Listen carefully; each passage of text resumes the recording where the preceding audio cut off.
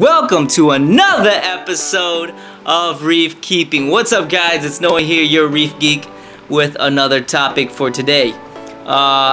Before we start, check this out. My Sunny D's are all open. I thought I'd share that. They are looking really nice. Really nice. And Grandies are doing good. Candy apples. Basically, you know, clams looking nice. There's my 8 can. I've been getting chalices. I really love chalices, but they're very slow growing.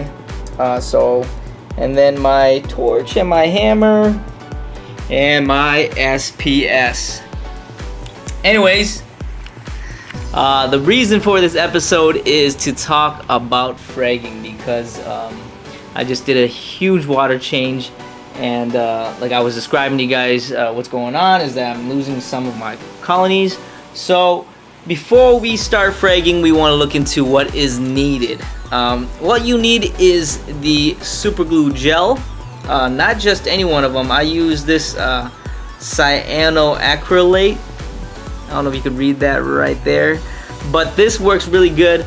Once you put in the water, it solidifies pretty quick. So you want to, get any glue that solidifies pretty good. That is reef safe, by the way, for those of you that haven't used it before, and they're fairly cheap compared to so-called reef glues. So there's certain ones they'll advertise just for corals, and there'll be ones that you can just go into Menards, Home Depot, Walmart, pick up and can use. So if you're looking for something that, if you don't have a saltwater store or you can't wait for shipping, go into a store and try to look for this right here. I'll let you guys see that real quick, and then it's done. All right, and then next you're gonna need a cutter. So this is just a standard cutter. You can also use machines, but it's harder to do with machines when you have huge colonies because it's hard to get into that one branch and just cut it off. Where this, you see what I can do here. I can adjust it, get in there, snip it off, and get it over with. The machines, it's more easier for smaller colonies. So I'll tell you which one we're working with. This is the colony right there. As you can tell, there's some of it that's dying in the base, and there's some of it that's living. So I don't want to take a risk and wait around for the rest of it to die or anything like that. So what I'm gonna do is first, before you start fragging, of course, find out your application while you're fragging.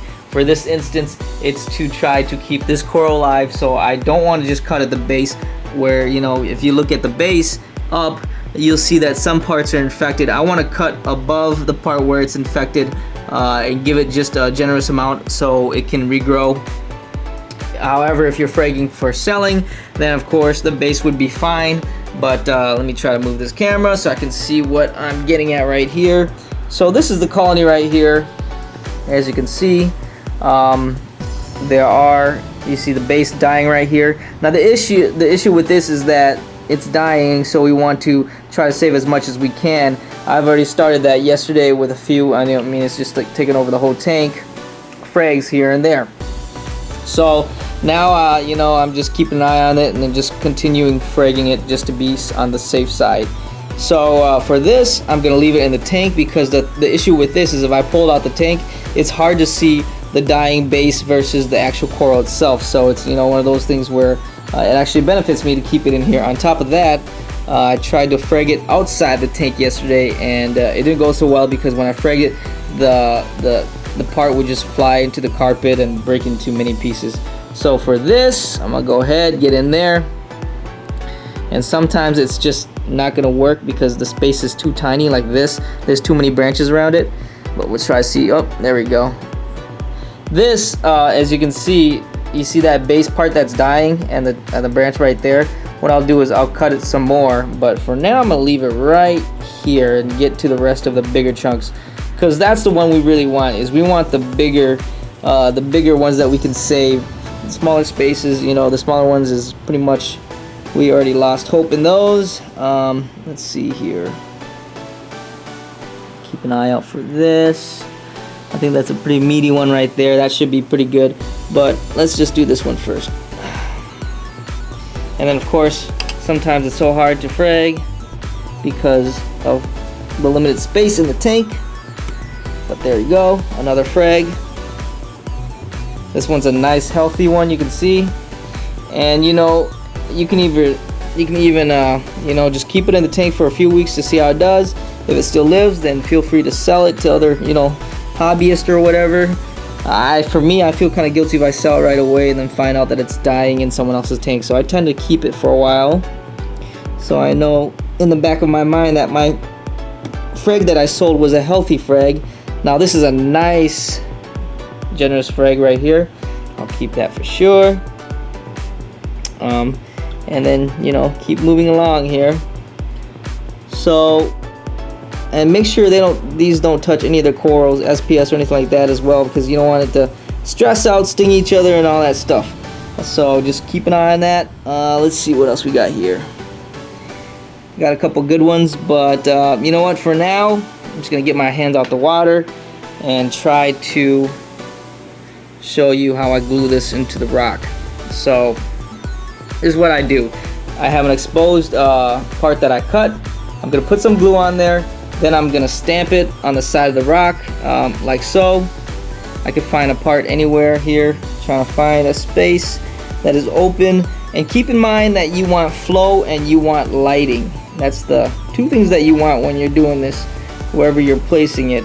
You want good flow and good lighting. So for instance, this is going to be great for a nice big chunk, because I want to make sure if it's a big chunk I'm using the best space. If it's small frags, I can move it around to different areas.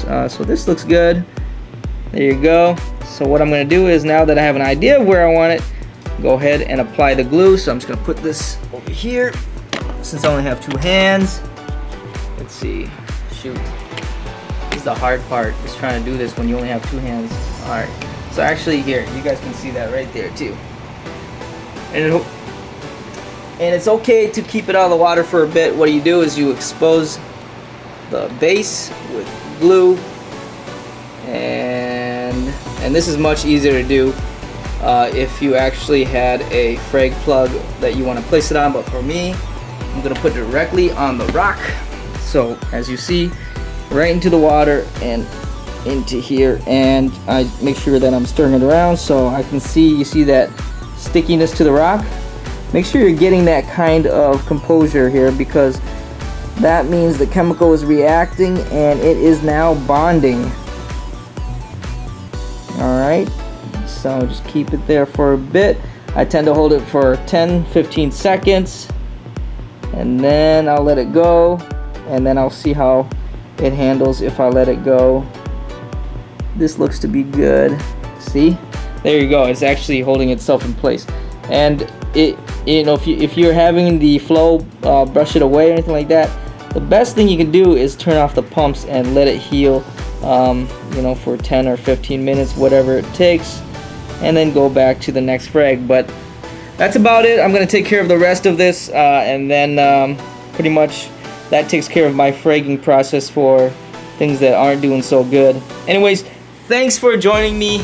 I know my hand's in the tank, so I'm gonna continue doing this, trying to get this done as much as possible. But anyways, I thought this is a good chance for me to, while I'm doing this, film it so you guys have an idea what I am doing.